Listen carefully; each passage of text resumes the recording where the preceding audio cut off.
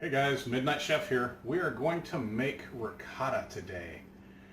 Man, what can we say about homemade ricotta? We can't stop eating it? Yes, you can't stop eating it. It is nothing like that shredded cardboard you get in the store. That stuff is weird, yo. It's not this. I didn't like ricotta until I had it fresh. I liked it okay. I didn't see the draw.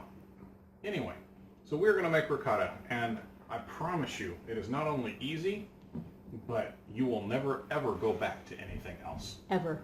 Ever. Ever. So, really simple. We're going to start, it's equal amounts of dairy products. Okay? So we're going to start with some, nope, not buttermilk.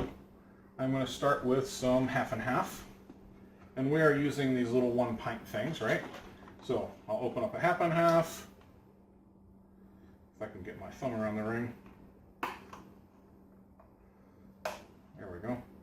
Dump that in there. And it's all equal parts of half and half cream, milk, and buttermilk. It's that simple. So now I just have to open this guy up like that. There we go. So I can measure my milk. I'll measure my milk in there.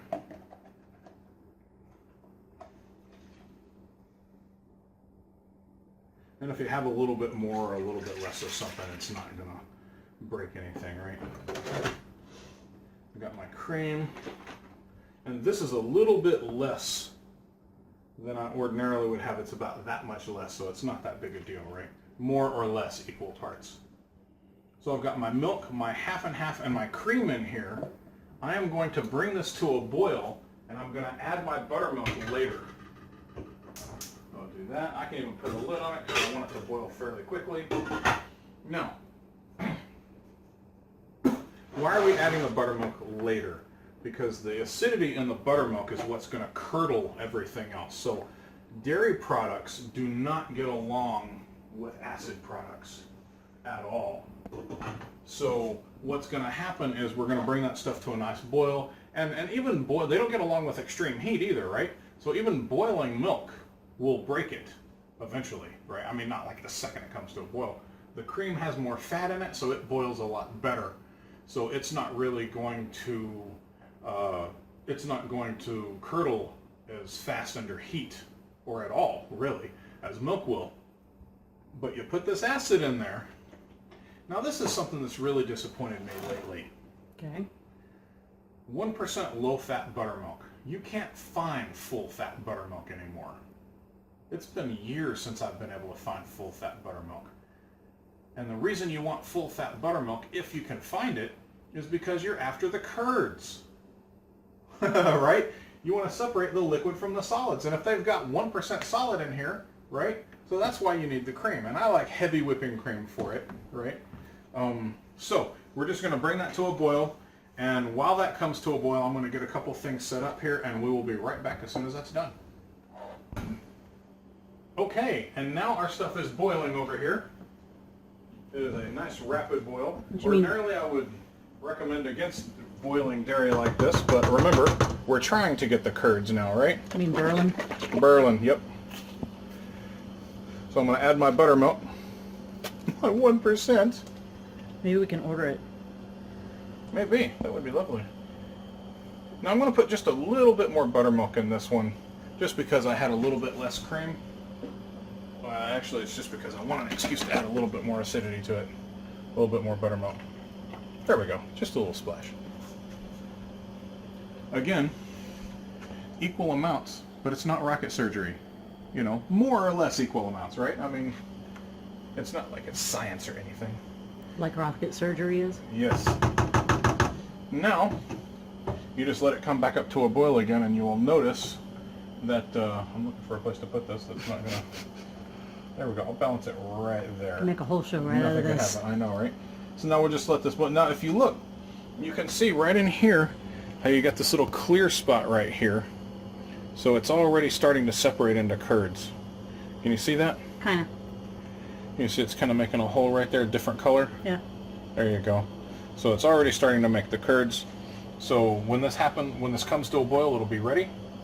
And then you just pass it and season it. And that's it. So we're not going to go away because this is happening pretty fast. So we'll just stand here and go, so, what do you guys want to do now? You got flour on your shirt. Do I? I put it there. Did you? Yeah. I wouldn't be surprised. On camera. You didn't notice. Oh, really? Yeah, I'm not likely to. I try to concentrate on things when I'm on. I try to concentrate on what I'm doing because I'm so easily distracted. Yeah, when you were messing with the bowl, I just put my hand on it and then just... That's probably pretty easy to do. Now look at this. Got these curds. That's what we're looking for right there. Well, if you're making a sauce, that's bad. Yeah. If you're making cheese, it's good. If you're making a sauce, this is what we call broken. But this, definitely getting there. I don't want to serve it too much right this second. Just kind of stir around. What would happen if you disturbed it? You break up the curds too much, and it's nice to have. It's nice to have a couple big chunks in there, which, depending on how you, it makes it easier to drain, right? Because we're going to season it and stir it all around, so we're not going to have big curds at the end anyway, right? Sure. But it does make it easier to drain if they're in nice big curds, and then the water or the whey just falls through, right? So this is curds and whey.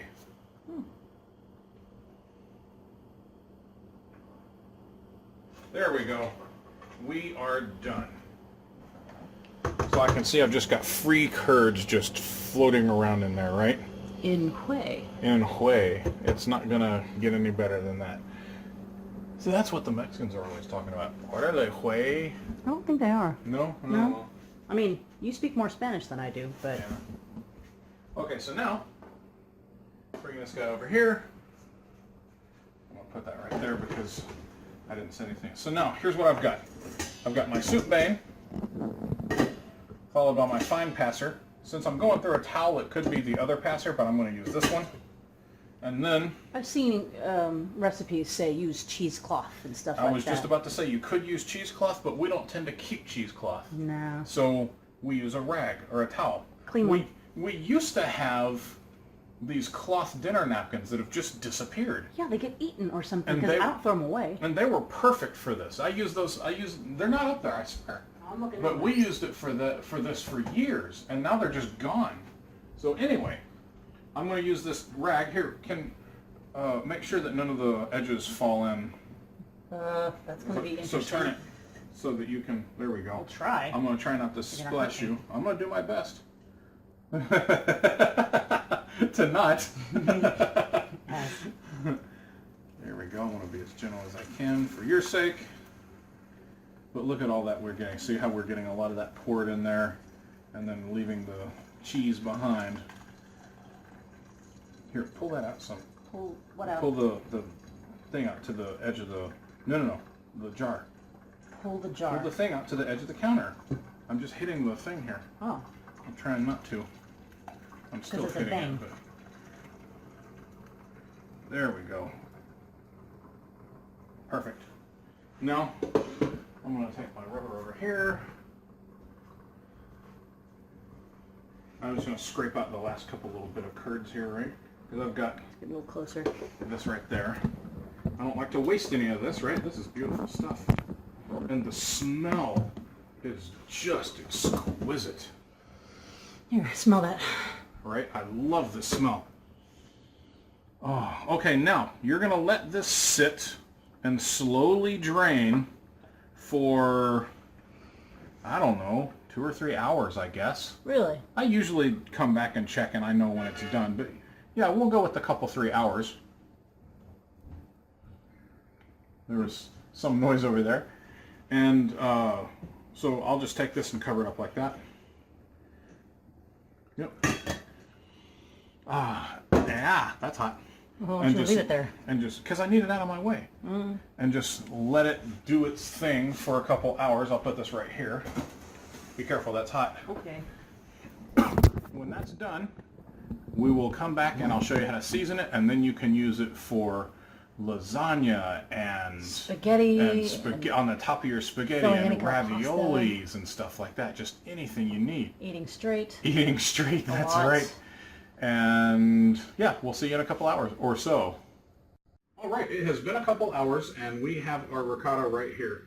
And you can tell this is done because it is nice and dry. See, when I take it off like that, it comes out in one piece, right? So now, in reality, it's going to be done at different times. You may be using this for something where you want it a little bit more moist, in which case, you know, take a little bit less of the whey out, right? So it's really going to depend on what you're using it for as to how dry you want it. But if it's just generic ricotta, then go ahead and make it nice and dry. You can always add a little milk or cream to it later if you want to. There we go.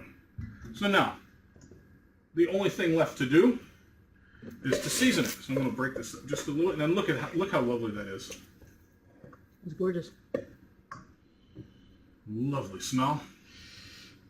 So now we're just going to season it. We got a little kosher salt and some white pepper. I'm going to measure them again. You know, I really don't like cooking like this. Let's see.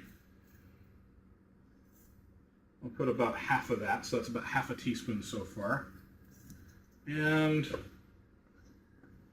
white pepper, not black pepper.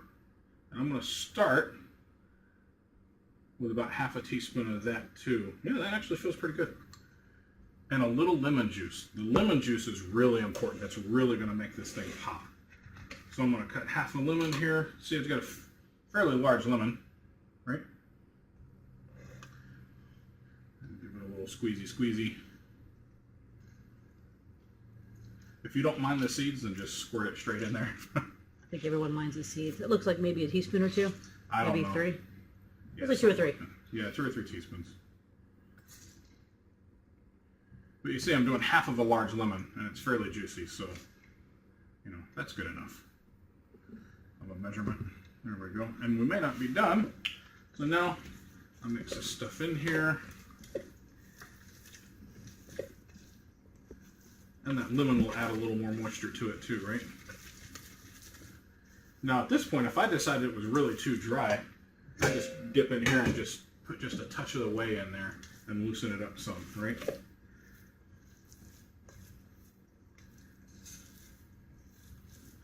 And she's already got the spoon. All right, let's see how this came out. I wasn't actually handing that to you. Not bad. I'm going to use just a little bit more salt. Just the touchiest touch. That little bit more pepper. And I'm actually going to put a little bit more lemon juice in there. What? There we go. Probably not this whole half a lemon. There it is. So I'll squeeze a couple more teaspoons out of it. There we go. Alrighty. Right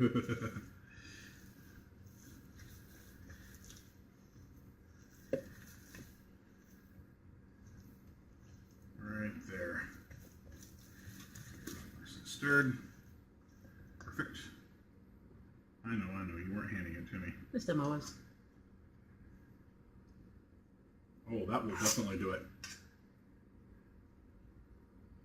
Definitely. And I'm going to go ahead and put the rest of that lemon. It's not much, but I like it slightly tart. Sure. Ever so slightly. And this, I think you will find, flip the bowl perfectly. Now, see there? I lost a seed, and I'm just burying it. There we go. So, the most obvious thing to do with this would be to chop up some nice fresh basil in there. Any herbs you want, right? And just eat it with crackers. Oh my god. We're not kidding about this, by the way. This is so good and so fresh and so beautiful. It is very difficult not to just sit there and eat it out of the bowl. It is. Okay, now let me see how that extra lemon juice did. Hold it. Oh yeah, that's what I wanted right there. So 1 whole large lemon. That is much better. So that, my friend, here, let me get a good close-up for the web image, right? Got it. There you go. All right, and that is homemade ricotta. You won't be able to do better anywhere. It's just unbelievable. So she's going to eat some more, and I'm going to say goodbye.